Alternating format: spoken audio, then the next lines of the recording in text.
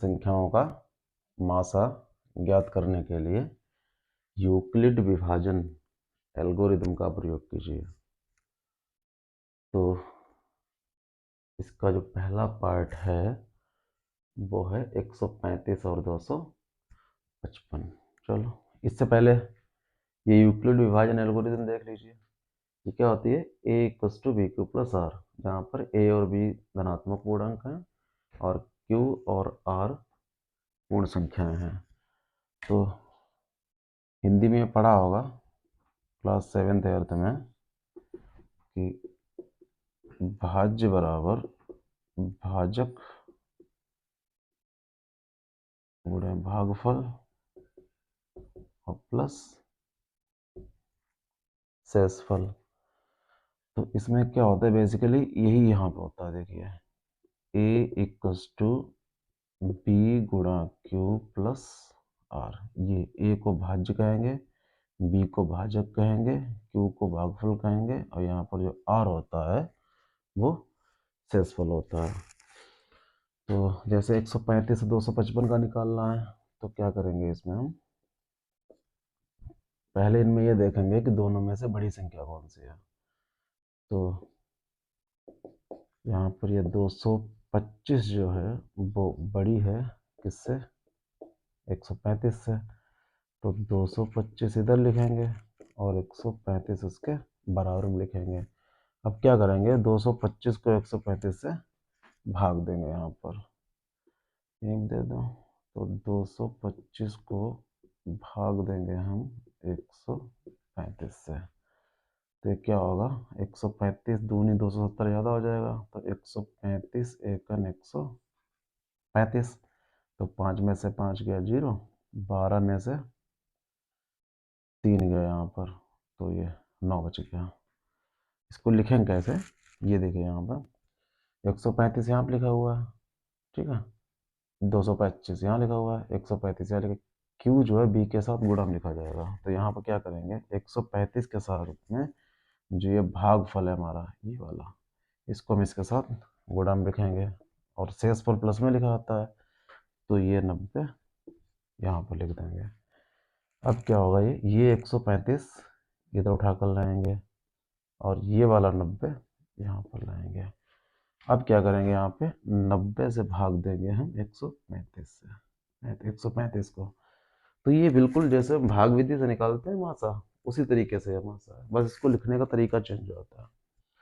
तो 90 एकन 90 हो गया, यहाँ कितना बचा, यहाँ पे 45। अब 90 एकन 90 हुआ, इसलिए यहाँ पे 1 लिखेंगे। ये देखिए भागफल है, इसका गुणा में लिखेंगे। अब प्लस इसका शेषफल कितना है, ये 45 यहाँ पे लिख देंगे। फिर वही काम करेंगे, 90 इधर ले आएंगे और इधर 45 लिख देंगे। अब क्या करेंगे, इस 45 से भाग देंगे 90 में, तो क्या हो जाएगा, 45 दूनी 90। ये हमारा कंप्लीट कट गया यहाँ पे। तो 45 दूनी 90 और प्लस शेषफल क्या आ गया, 0। तो इस संख्या में जो 45 से पूरा कट गया ये नंबर, इसीलिए इस संख्या का जो HCF या जो मासा होगा वो हमारा 45 होगा। ठीक, अब क्या करेंगे इसका, अब इसका सेकेंड पार्ट सॉल्व करेंगे। तो दूसरा वाला क्या है इसका, 196 और 38,220। फिर इसी तरीके से देखेंगे कि इन दोनों में बड़ी संख्या है, उसको इधर लिखेंगे।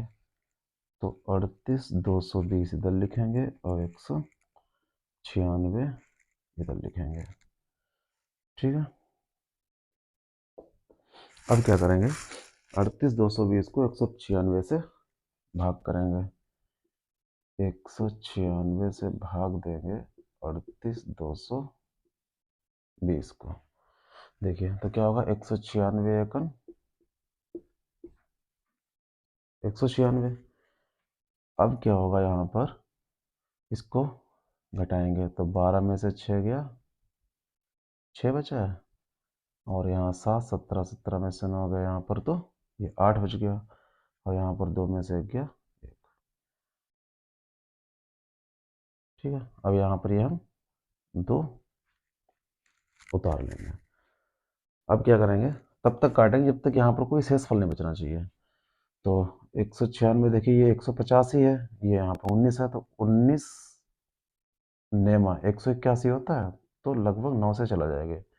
तो 9 छक 54 हो गया, 9 नेमा 81 और 5 86 हो गया, और 9 एक कम 9 और 8 17। ये देखिए 1862 1764 कम है, तो ठीक है। यहाँ पे क्या करेंगे, इसको हटाएंगे तो 12 में से 4 गया, यहाँ पे 8 बचा, यहाँ 5, 15 में से 6 गया,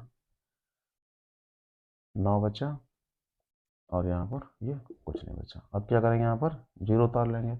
अब यहाँ पर भी ऐसे करेंगे, 19 का पहाड़ा पड़ेंगे, 98 ज़्यादा ना हो, तो 19 पना 95, तो लगभग कितना आ जाएगा 5, तो 5 चक 30, 5 9 45 और 3 48, 5 चक 5 4 9। ये देखिए यहाँ पर ये एक ही बार में पूरा कट गया है, तो इसीलिए यहाँ पर ज़्यादा लिखेंगे भी नहीं, क्योंकि यहाँ पे 3 स्टेप में आता तो एक ही स्टेप में हो जाएगा। तो क्या लिखेंगे इसको, देखिए 196 की गुणा अगर हम 195 से कर दें, और यहाँ पर जो शेषफल बच रहा है हमारा क्या बच रहा है, जीरो। जब शेषफल इसमें जीरो आ गया था तो ये वाला मासा हो गया था, ऐसे इसमें शेषफल एक ही बार में जीरो आ गया है, इसलिए इसका मासा क्या होगा, ये हमारा 196। तो इसका जो मासा या SCF जो होगा वो हमारा हो जाएगा 196। ठीक है। अब इसका हम थर्ड वाला पार्ट देखेंगे। तो तीसरे वाले में कितना दिया हुआ है, 867 और 255।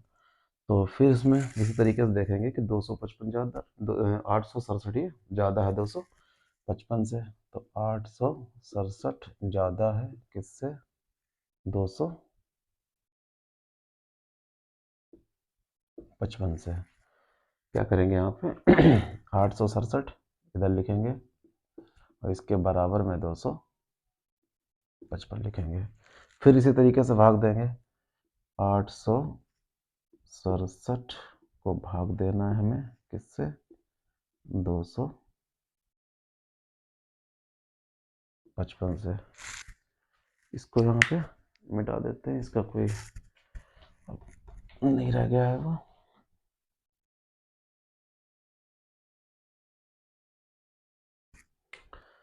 तो यहाँ पर क्या करेंगे, 255 से भाग देंगे हम 867 को। तो यहाँ पर क्या होगा, देखिए 255 दूनी कितना होगा, यहाँ पे 250 है, 25 तियाँ 75, लगभग 3 बार में चला जाएगा। तो 53 15, और 53 15 16, 3 दूनी 6 7, ये आ गया 765। अब क्या करेंगे, इसको हटाएंगे, 7 में से 5 गया 2 बचा, और 6 में से 6 गया 0 बचा, 8 में से 7 गया 1 बचा। तो यहाँ पर जो शेषफल बचना चाहिए वो ये वाला जो हमारा भाज्य होता है इससे हमेशा कम होना चाहिए। क्या करेंगे, 102 से भाग करेंगे किसको, 255 को। तो ये क्या हो जाएगा, 102 दूनी 204। ये घटाएंगे यहाँ पे, नहीं पहले आप लिख लेते हैं चलिए। तो यहाँ पे क्या हुआ, 255 की 3 से गुणा की थी, ठीक है। और यहाँ पर जो शेषफल आया था वो कितना आया था, 102। अब क्या करेंगे, ये वाला 255 यहाँ पे लिखेंगे,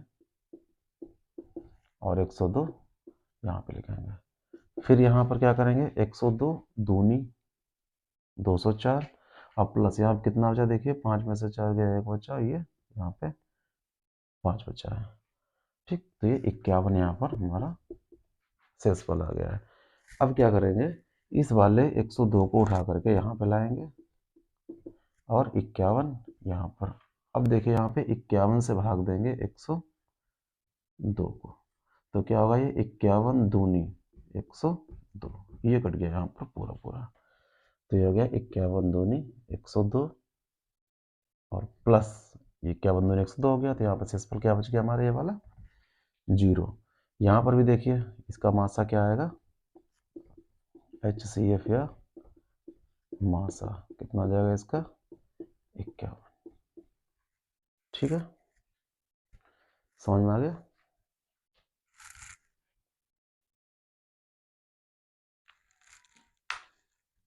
चलिए अब देखते हैं इसका दूसरा क्वेश्चन। दर्शाइए कि कोई भी धनात्मक विषम पूर्णांक 6q+1 या 6q+3 या 6q+5 के रूप का होता है जहाँ q कोई पूर्णांक है। तो इसमें देखिए क्या है कि कोई भी धनात्मक विषम पूर्णांक, तो विषम संख्याएं क्या होती हैं?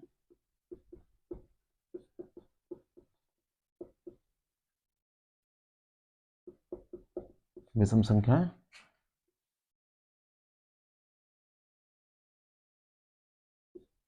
जो 2 से विभाजित ना हो। तो विषम पूर्णांक यही कहा है, देखो 1 है, 3 है, 5 है, तो ये 2 से विभाजित नहीं हो रहे, इसलिए ये विषम संख्याएं हैं। तो यहाँ पर क्या करेंगे, इसी का यूज करेंगे यूक्लिड विभाजन प्रमेयिका का। तो यूक्लिड विभाजन एल्गोरिथम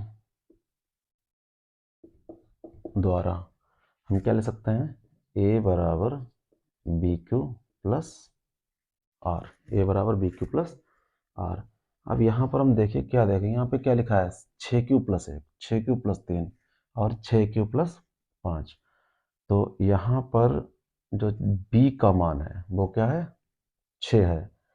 और r, इसमें देखिए क्या होता है, ये जो b का मान जो होता है वो क्या नाम, जो r का मान होता है वो b से कम होता है। r का मान जो होता है वो b से कम होता है।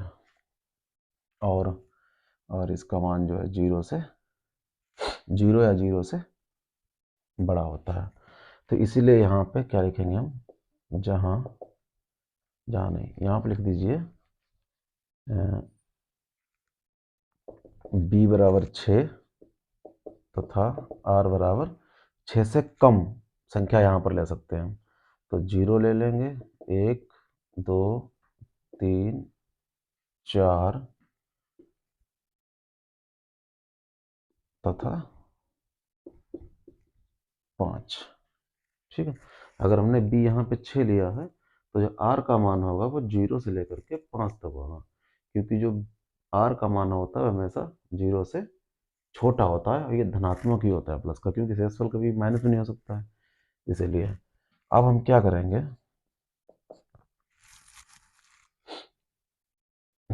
b बराबर 6 तथा r बराबर 0 रखने पर, किसमें, ये जो यूक्लिड की विभाजन एल्गोरिथम दे रखी है। तो यहाँ पे क्या करेंगे, b बराबर 6 रख देंगे, r बराबर 0 रख देंगे। तो देखिए क्या आएगा, यहाँ पे a बराबर 6q प्लस r की जगह पे रख दिया 0, तो यहाँ पर क्या आ गया, ये 6q आ गया। पुनः क्या करेंगे हम, अब r बराबर 1 रखने पर तो क्या निकलेगा हमारा, a बराबर 6q प्लस 1 निकलेगा। इसी तरीके से हम r बराबर 2 3 4 5 ये सब रख करके यहाँ पर देख लेंगे।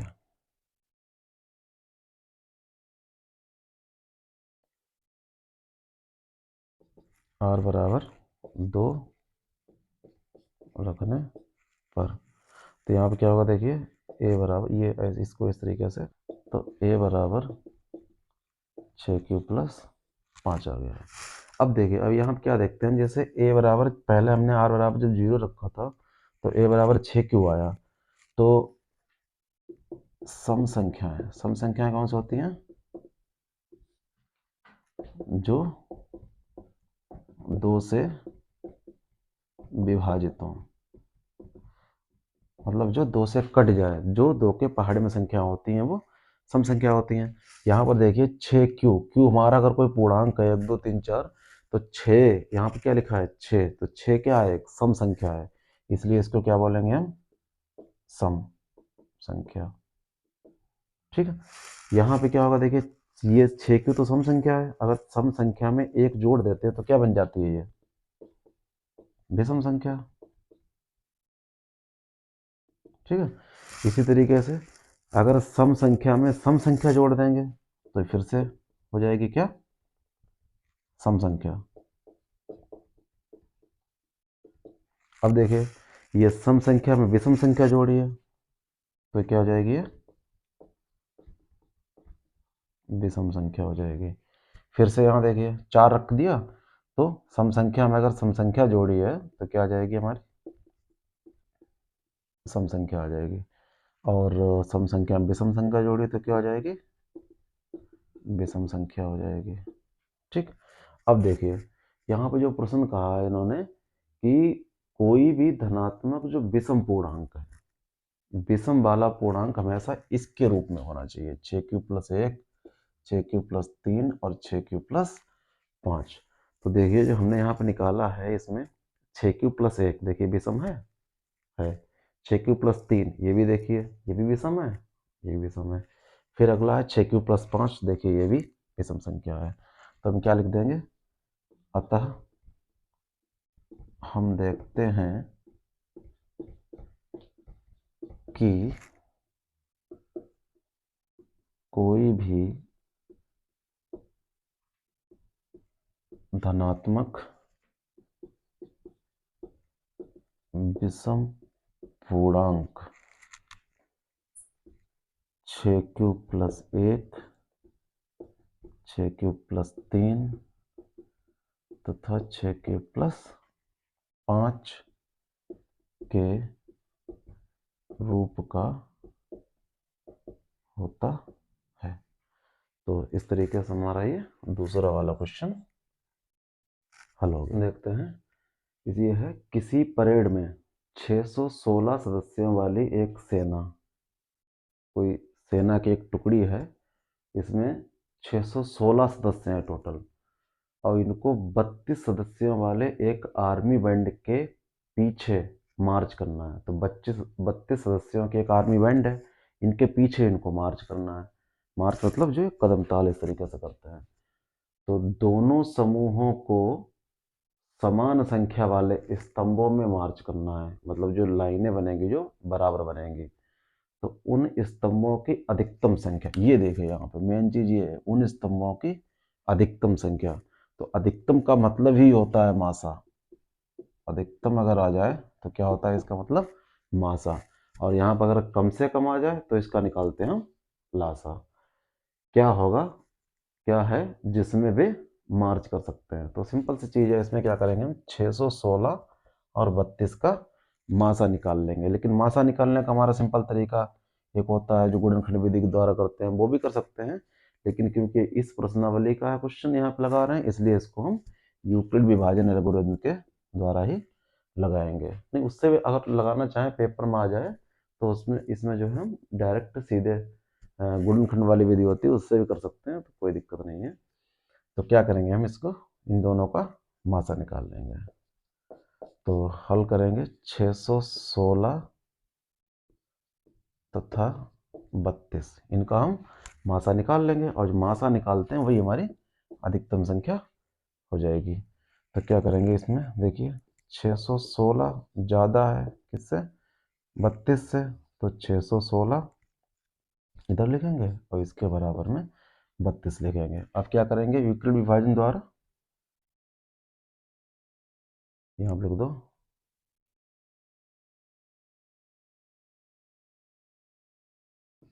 यूक्लिड विभाजन एल्गोरिथम द्वारा HCF इसका निकाल लेंगे। ठीक है, तो 616 बराबर 32। अब क्या करेंगे 616 को भाग करेंगे हम किससे? 32 से। तो क्या होगा यहाँ पे देखिए 32 दूनी 64, ज़्यादा हो जाएगा। तो क्या करेंगे 32 सेकंड 32, तो 11 में से 2 गया 9 बचा यहाँ पे, और यहाँ 5 में से 3 गया, ये 2 बच गया। ठीक है, अब क्या करेंगे 6 यहाँ पर उतार लेंगे। अब यहाँ पर ये 30 के आसपास है, 30 का पहाड़ा पढ़ो 296 से ज़्यादा ना हो। तो 29 है, तो 3 ने 27, लगभग यहाँ पे 9 रख के देख लेते हैं। तो 9 दूनी 18 हो गया और 9 तियाँ 27 और 1 28, 288 हो गया। घटाइए यहाँ पे, तो 16 में से 8 गया, यहाँ 8 बचा यहाँ पे, और यहाँ 8 में से 8 गया 0, बस केवल क्या बचा है हमारे पे, 8 बचा है। अब क्या करेंगे, ये 32 के साथ में जो भागफल आया है इसको हम गुणा में लिखेंगे, कितना आया 19, प्लस शेषफल कितना आया ये 8, यहाँ पे लिखेंगे। अब क्या करेंगे, ये 32 इधर आ जाएगा और ये वाला शेषफल हमारा यहाँ पर आएगा। क्यों? क्योंकि अब हम शेषफल से भाग करेंगे किसको, 32 को। तो 8 के पहाड़े में 32 आता है, तो 8 चक 32, ये हमारे यहाँ पर कंप्लीट कट गया है। तो क्या हुआ देखिए, 8 चक 32 और प्लस शेषफल क्या आ गया 0। तो ये 8 से कटा है, इसलिए इसका जो मासा हो जाएगा वो कितना हो जाएगा, मासा एचसीएफ जो है वो कितना हो जाएगा 8। तो उन्होंने क्या पूछा था, उन स्तंभों की अधिकतम संख्या क्या है जिसमें वे मार्च कर सकते हैं। तो क्या लिखेंगे, स्तंभों की अधिकतम संख्या बराबर कितनी होगी 8। तो वो 8 स्तंभों में मार्च कर सकते हैं जो कि उनकी अधिकतम संख्या है। ठीक, ये हमारा थर्ड क्वेश्चन भी कंप्लीट हो गया। तो क्या है, यूक्लिड विभाजन प्रमेय का कारक पूर्णांक है।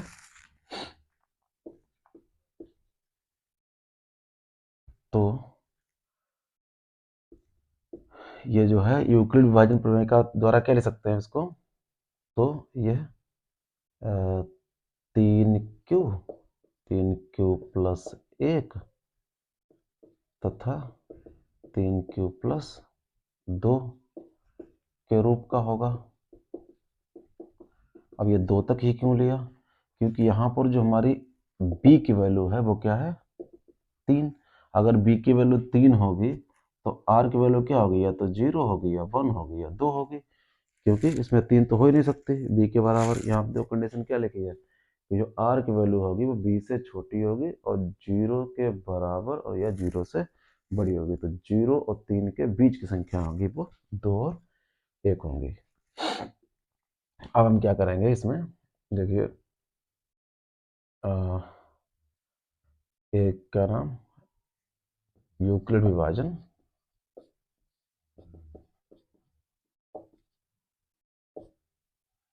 एल्गोरिथम द्वारा क्या लिखेंगे हम, a बराबर BQ प्लस R। यहाँ पे क्या करेंगे, b बराबर 3 तथा r बराबर 0 1 2 ये रखेंगे।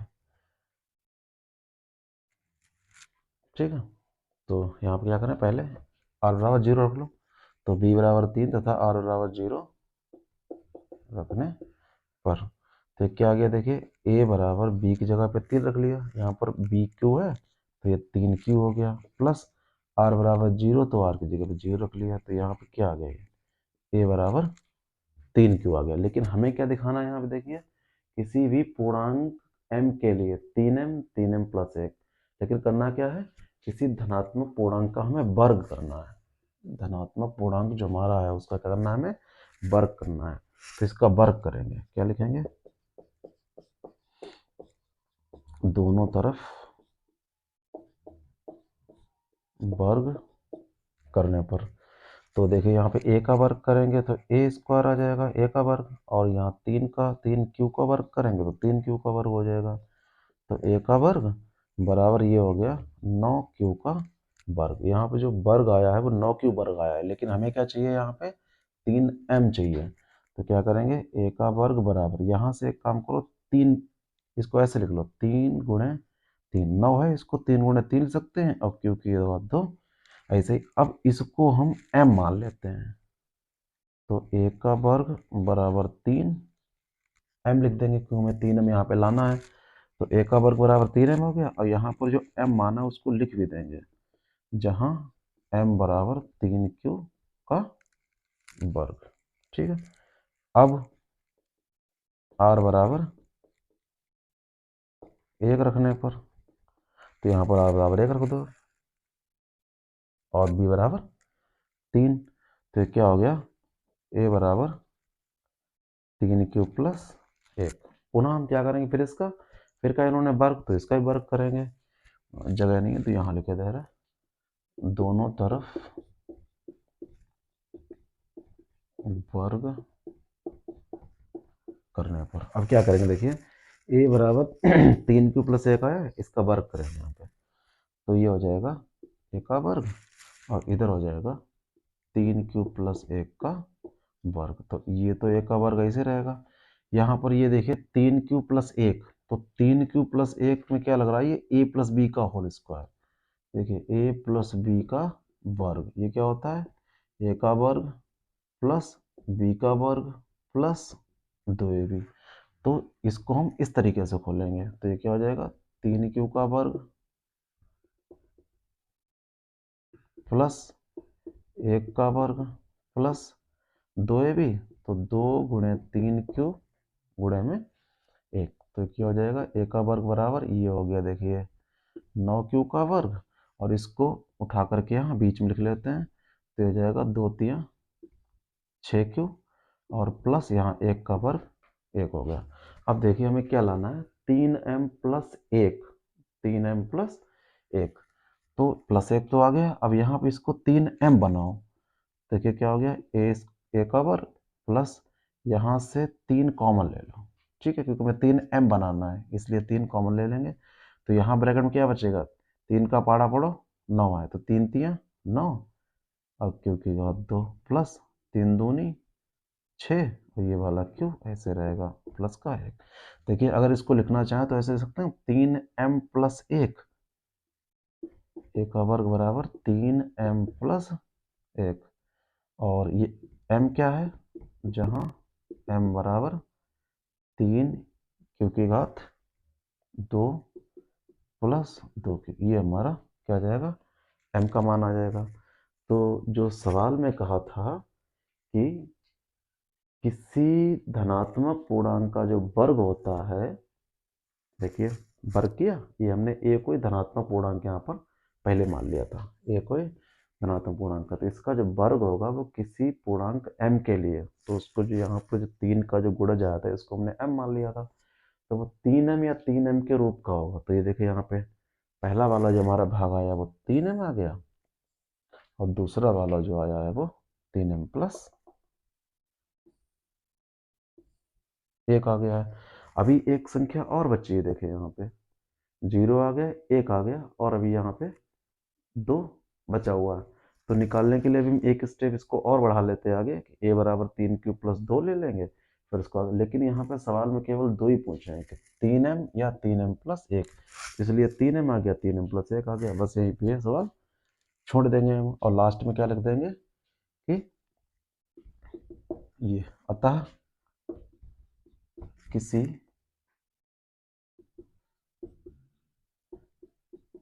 धनात्मक पूर्णांक का वर्ग किसी पूर्णांक m के लिए 3m या 3m प्लस 1 के रूप का होता है। ठीक, तो ये हमारा वर्ग वाला क्वेश्चन जो चौथा था वो यहीं पर कंप्लीट हो। फिर चौथा नहीं, ये जो है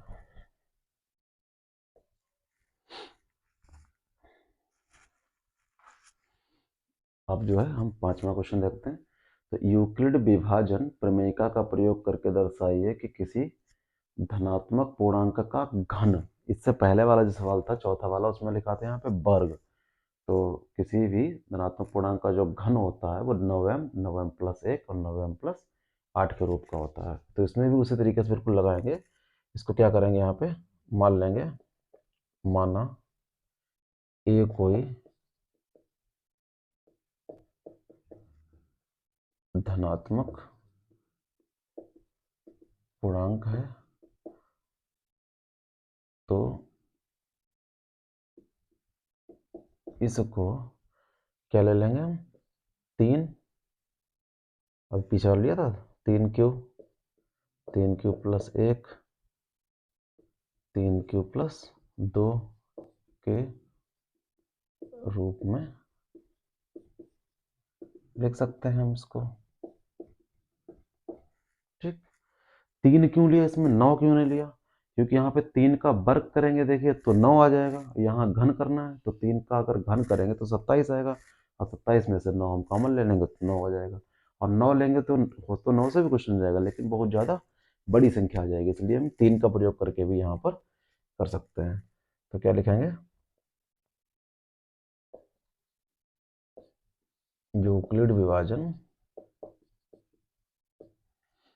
प्रमेय का द्वारा क्या लिख सकते हैं, देखिए ए बराबर, यहाँ लिख लें ए बराबर बी क्यू प्लस आर। अब यहाँ पे क्या करेंगे, बी का मान देखिए यहाँ 3 रखेंगे, और बी का मान 3 रखेंगे, और आर का मान क्या होगा फिर यहाँ पे देखिए, बी बराबर 3 तथा आर बराबर क्या होगा यहाँ बताइए, 0 होगा, 1 होगा और 2 होगा। ठीक, तो क्या लिखेंगे, आर बराबर 0 रखने पर, आर की जगह पे पहले स्टेप में 0 रखते हैं, तो क्या होगा यहाँ पे देखिए, ए बराबर बी की जगह पे रख सकते हैं हम 3, और Q प्लस आर की जगह क्या रख लो 0, तो A बराबर हो गया है हमारा 3Q। अब इन्होंने कहा है इसका घन कीजिए, तो क्या करेंगे यहाँ पे दोनों तरफ घन करने पर, तो इसका घन करेंगे तो ये क्या हो गया देखिए, A का घन प्लस ये हो गया 3Q का घन, तो ये A का घन, ये क्या हो गया 3 का घन कितना होता है, 3 3 9 3 27, और Q का घन। अब हमें देखिए यहाँ पे क्या बनाना है, 9m बनाना है, तो इसको यहाँ से ऐसे लिख लो, 9 3 27 हो गया, और ये Q की घात 3 ऐसे लिख लो, इसको m बना लो, तो A की घात 3 बराबर क्या हो गया 9m, और इसको m बनाया है उसको लिख भी दो, जहाँ m बराबर 3 Q की घात 3। अब क्या करेंगे, R बराबर 1 रखने पर, अब इसमें क्या करेंगे, R की जगह पे 1 रख देंगे, तो ये क्या हो जाएगा देखिए, A बराबर 3Q प्लस 1, A बराबर 3Q प्लस 1। ठीक है, क्या लिखेंगे, पुनः घन करने पर दोनों तरफ, तब क्या होगा देखिए, A का घन हो गया, इधर 3Q प्लस 1 का घन हो गया, तो यहाँ पर ये तो A का घन है, अब यहाँ पे क्या लिखेंगे, A प्लस B का घन खोलेंगे, तो A प्लस B का घन क्या होता है, A की घात 3 प्लस B की घात 3 प्लस 3 AB और ब्रैकेट में A प्लस B, ये हमारा A प्लस B का घन होता है, A की घात 3 प्लस B की घात 3 प्लस 3AB और ब्रैकेट में A प्लस B। इसी तरीके से हम इसको खोल लेंगे, देखिए A की घात 3 तो 3Q की घात 3 प्लस B की घात 3 प्लस 1 की घात 3 हो गया, 3AB है तो 3 गुणा में A मतलब 3Q और B मतलब 1, और फिर ये क्या करेंगे 3Q प्लस 1 लिख देंगे। यहाँ पे देखिए ये कितना हो गया, 3 का घन 27 और Q की घात 3, 1 का घन 1 प्लस 3 3 ये हो गया 9Q, और ब्रैकेट के अंदर क्या है 3Q प्लस 1, क्या करेंगे 27Q की घात 3 प्लस 1 प्लस इसके अंदर गुणा कर दो, तो 9 3 27, और Q 2 बार हो गया तो Q की घात यहाँ पर 2 हो गई। अब क्या करेंगे 9Q की 1 से करेंगे तो ये क्या आ गया 9Q आ गया। अब हमें देखिए क्या बनाना है यहाँ पे 3Q प्लस 1, इस एक को उधर लास्ट में लिख दो। तो ये ए की घात 3 चलने दो यहाँ पे, ए की घात 3 बराबर, तो ये क्या लिख लो इसको, 27 क्यू की घात 3 लिख लो, यहाँ से 27 क्यू की घात 2 लिख लो, और यहाँ से 9 क्यू लिख लो, और ये वाला एक जो है इधर लास्ट में लिख दो जाके, क्योंकि वो हमें लास्ट में आंसर में लाना है। अब यहाँ पे देखिए क्या बनाना है, 9m प्लस 1, तो इन तीनों में से 9 कॉमन ले लो, ये प्लस 1 तो है ही, तो यहाँ से 9m बन जाएगा हमारा। तो ए की घात 3, देखिए यहाँ से 9 के पहाड़े में भी आता है, 9 के पहाड़े में भी आता है, यहाँ से 9 कॉमन ले लो। जैसे यहाँ से 9 कॉमन लिया तो 9 तियाँ 27 हो गया, क्यू की घात 3, यहाँ भी 9 तियाँ 27 हो गया, क्यू की घात 2, यहाँ से 9 कॉमन चला गया तो केवल क्यू बचा, और ये हमारा हो गया 1। इस पूरे को हम क्या मान लेंगे, m मान लेंगे। तो क्या हो गया, ये ए की घात 3 बराबर 9m प्लस 1, और क्या लिख देंगे, जहाँ जो हमारा m है वो क्या हो जाएगा, ये हो जाएगा 3 क्यू की घात 3 और प्लस 3 क्यू की घात 2 और प्लस क्यू, ये हमारा m का मान हो जाएगा। ठीक है, और अब इसी तरीके से हम इसका तीसरा वाला भी भाग करेंगे। चलिए यहीं भी देख लेते हैं,